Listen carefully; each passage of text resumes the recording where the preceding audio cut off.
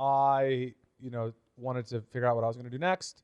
I spent I had an 18-month period between Pristine and Multicoin. This was a very long period of time. After 6 months, my parents started to be like, hey, what are you doing with yourself? I told everyone 3 months, and once you get to 6, people start asking questions.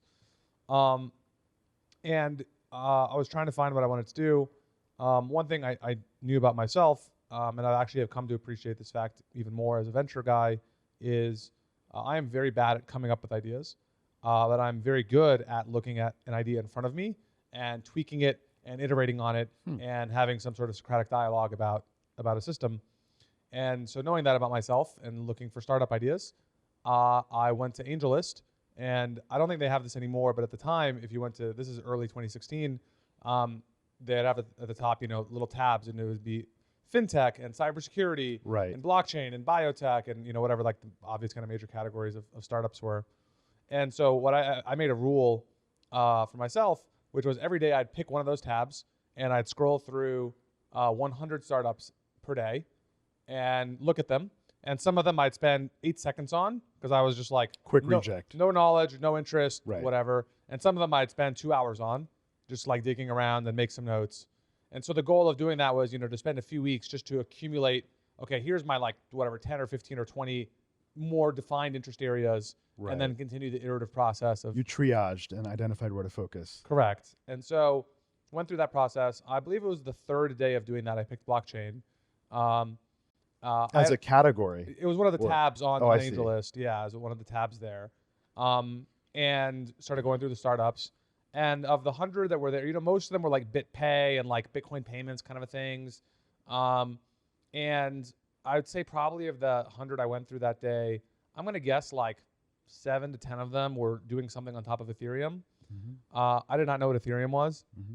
But after the third or fourth time I saw Ethereum, I was like, okay, make a note, go look at this thing. Started looking at Ethereum by the end of the day and started to become pretty intrigued. I was pretty fortunate that I had spent just enough time playing with Stripe's APIs. Again, this is February, March 2016, that I was actually pretty underwhelmed.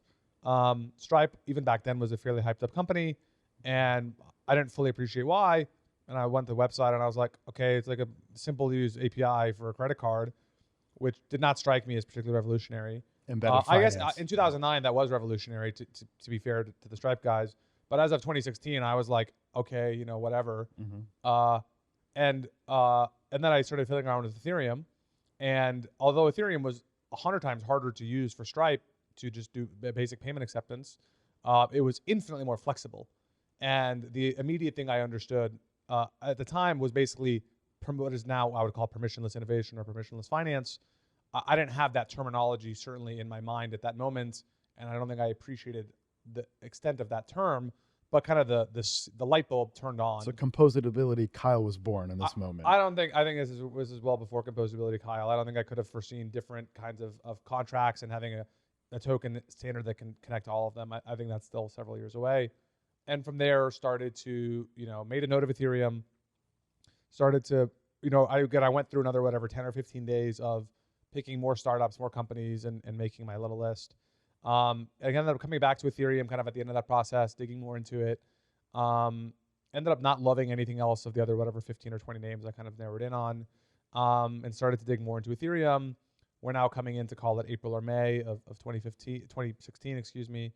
And I started to really like the light bulb. I was like getting kind of the crypto pill at this time. Started getting more and more into it, started investing a little bit in Ethereum. The DAO hard fork happened.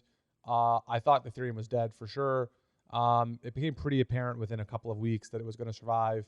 And once it survived that moment, I was like, all right, like this is it. I'm all in. Zcash ends up launching a month or two later. Augur launches, actually I think even before this time. And I could see a bunch of startups were now building on Ethereum.